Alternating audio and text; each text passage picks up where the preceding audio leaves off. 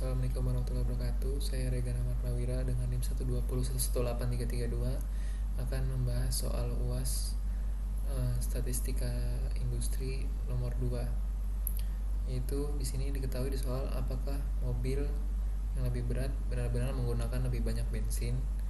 Misalkan sebuah mobil dipilih secara acak. Jika X adalah bobot mobil dalam ratusan pon dan Y adalah konsumsi bensin dalam mil per galon atau MPG, informasi berikut didasarkan pada data yang diambil dari laporan konsumen secara acak, yaitu X merupakan bobot mobil, Y dan Y merupakan mil per galon jumlah konsumsi bensin. Kita dapat lihat dari tabel ini. Lalu yang ditanya itu adalah A. Buatlah sebuah scatter plot antara variabel X dan Y. B. Hitunglah korelasi sampel antara variabel X dan Y. C. Hitunglah estimasi untuk intercept A dan slope B menggunakan metode least square. D. Apakah hipotesis 0 yang menyatakan tidak ada pengaruh X terhadap Y akan ditolak pada taraf nyata 5%. E. Tentukan proporsi variasi pada variabel Y yang dapat dijelaskan pada garis regresi yang dibangun. Ya, jadi di sini untuk pembahasan nomor 2 kita dapat ambil tabelnya. Lalu dari tabel di atas kita dapat membuat scatter plot. Itu caranya dengan memasukkan nilai-nilai yang ada pada tabel ini. Pada kasus kali ini kita dapat memasukkannya di Word dengan memilih insert, lalu memilih chart, lalu memilih scatter XY. Lalu kita masukkan pada Word-nya dengan X urutan secara runtut dari 27 sampai dengan 52 dan Y-nya dari 30 sampai dengan 14. Lalu kita pilih OK, maka akan didapatkan hasil berupa titik-titik berikut. Untuk mengedit garisnya kita dapat memilih tanda di kanan sebelah grafik ada tanda pena, lalu kita dapat mengeditnya supaya ada garis gradien dari titik-titik tersebut. Untuk menghitung korelasi antara X dan Y itu ada rumus R sama dengan sigma N sampai I XI dikurang X bar dikali YI dikurang Y bar dibagi akar dari sigma dari I sama dengan 1 sampai N lalu XI dikurang X bar dikuadratkan dikali sigma I sama dengan 1 sampai N YI kurang Y bar dikuadratkan. Untuk X itu sendiri, X bar itu sendiri kita dapatkan dari tabel, yaitu 27 ditambah 44 ditambah 32 ditambah 47 sampai dengan 52. Lalu kita bagi dengan banyaknya data, yaitu 8, karena dari sini sampai sini ada 8 data. Jadi hasilnya itu sama dengan 299 dibagi 8 dengan hasil 37,375. Untuk Y bar sendiri caranya sama, dari kiri ke kanan kita jumlahkan lalu kita bagi dengan banyaknya data dengan hasil 20,875. Lalu kita input di sini dari tabel yang ada di soal XY, kita buat Excelnya dengan urutan tabel X, Y, XI dikurang X bar, XI dikurang X bar dikuadratkan, YI dikurang Y bar, YI dikurang Y bar dikuadratkan, lalu XI min X bar dikali YI min Y bar. Untuk X sendiri kita bisa dapat menyalin dari tabel yang di atas tadi. Kita dapat lihat 274432 urutannya sama ke bawah 274432, lalu Y itu sendiri sama. Untuk XI min X bar itu merupakan data dari tiap nomor dikurang dengan rata-rata X bar. Jadi untuk X bar sendiri di sini kita dapatkan 37,375. Jadi 27 dikurang 37,375 itu hasilnya minus 10,375. Seterusnya untuk bawah. Lalu untuk Y sendiri kita juga dapat menyalin dari tabel yang sebelumnya dengan urutan dari kiri ke kanan lalu disalin ke bawah. Lalu Untuk yang xi dikurang x bar dikuadratkan, kita dapat mengambil data dari tabel dari kolom sebelumnya, lalu kita kuadratkan dengan fungsi kuadrat. Lalu untuk y dikurang y bar, kita dapat masukkan dari kolom yang y ini pada tiap baris dikurang dengan y bar, yaitu rata-rata y didapatkan dari sini 20,875. Jadi untuk baris pertama 30 dikurang 20,875, yaitu hasilnya 9,125. Begitu seterusnya untuk ke bawah. Dan untuk tabel yang kolom yang y dikurang y bar dikuadratkan, kita mengambil dari kolom sebelumnya, hanya saja kita kuadratkan. Begitu seterusnya ke bawah, lalu kita jumlah di sini. Dan untuk xi min x bar kuadratnya juga kita jumlah di bawahnya. Dan untuk xi min x bar dikali y min y bar, kita mendapatkan dari perkalian kolom yang xi min x bar dikali dengan y min y bar pada tiap barisnya. Lalu kita dapatkan hasil sebagai berikut. Lalu kita jumlah ke bawah dengan fungsi sum. Dari rumus tersebut kita dapat mengetahui hasil dari R adalah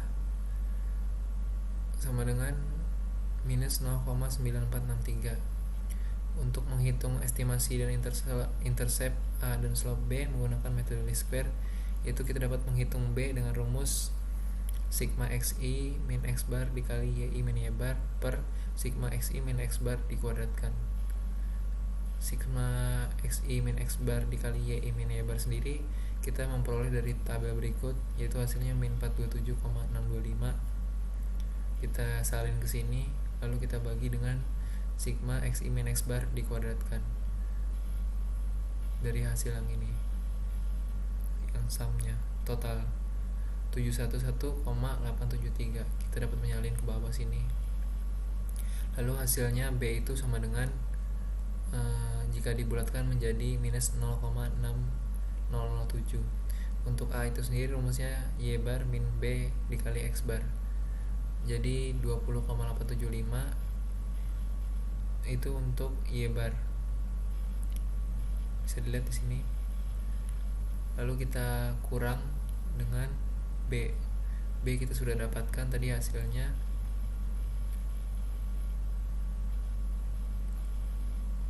yaitu minus 0,6007 dikali dengan x bar, yaitu 37,375, didapatkan dari sini. Jadi hasilnya untuk A itu sendiri adalah 43,3261.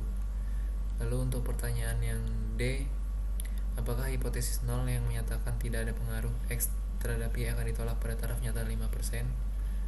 Pertama-tama yang kita kerjakan itu adalah membuat hipotesisnya, yaitu H0 adalah beta sama dengan 0, yaitu dengan maksud adalah tidak ada pengaruh X terhadap Y.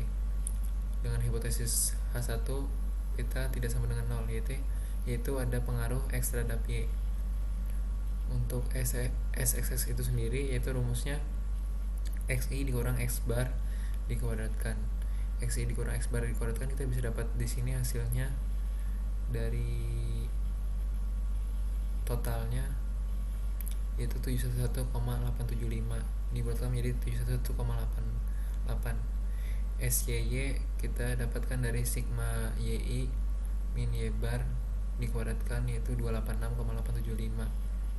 Dan XXY itu didapatkan dari XI min X bar dikali YI min Y bar, itu hasilnya minus 427,625.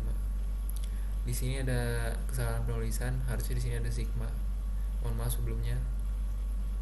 Untuk SST sendiri itu sama dengan SYY, yaitu 286,875, dan SSR sendiri sama dengan B dikali SXY, yaitu sama dengan 256,875.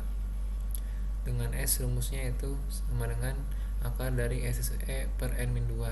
SSE sendiri itu sama dengan SYY min SSR, yaitu 30. Jadi di sini kita dapat menyalin 30 per N-2. N itu sendiri adalah 8. 8 itu kita dapat dari jumlah baris yang ada pada data. Jadi hasilnya akar 30 dibagi 6, yaitu akar 5. Maka untuk S kuadrat sama dengan 5. Dan untuk slope B untuk yang errornya yaitu SB sama dengan akar dari S kuadrat per sigma XI kurang X dikuadratkan sama dengan akar 5 per 711,875. 711,875 didapatkan dari sini sama sigma XI min X bar dikuadratkan. Lalu hasilnya itu adalah 0,0838 dengan pembulatan menjadi 0,084. Untuk T pada tabel itu sendiri kita dapatkan dengan rumus B min B0 sama per SB sama dengan minus 0,6007 dikurang 0. B itu sendiri kita sudah dapatkan di sini, hasilnya tinggal kita salin. Lalu untuk B0 itu pada saat tidak ada perbedaan sama dengan 0. Jadi karena tidak ada perbedaan, maka kita masukkan di sini angkanya 0 per 0,084. 0,084 kita dapatkan dari rumus ini setelah pembulatan sama dengan minus 7,151. Pada tahap ketiga kita W alpha sama dengan 5% dan derajat kebebasan V sama dengan N-2. N itu sendiri jumlah baris yang ada pada tabel berikut, yaitu 8 dikurang 2 sama dengan 6.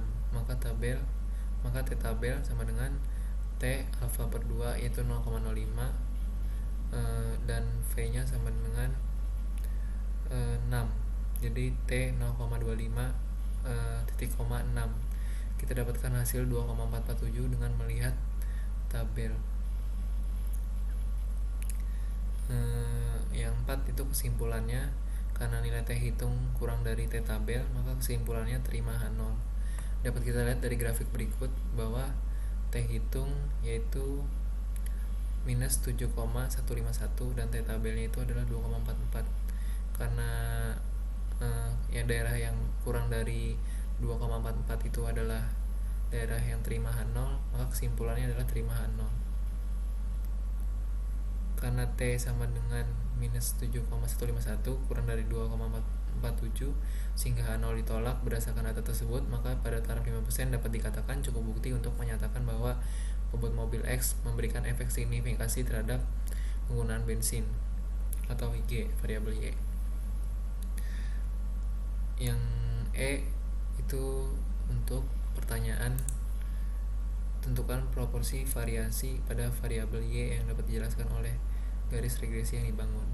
Kita bisa langsung masukkan rumusnya untuk yang E, yaitu Y sama dengan A plus BX, dengan A yang kita sudah dapatkan di sini tadi 43,3261, lalu untuk B nya minus 0,6007, lalu kita kali dengan X 299 itu sendiri adalah dari keseluruhan jumlah X. Lalu kita dapatkan hasil minus 3136,28. Sekian pembahasan untuk soal nomor 2. Kurang lebihnya mohon maaf. Wassalamualaikum warahmatullahi wabarakatuh.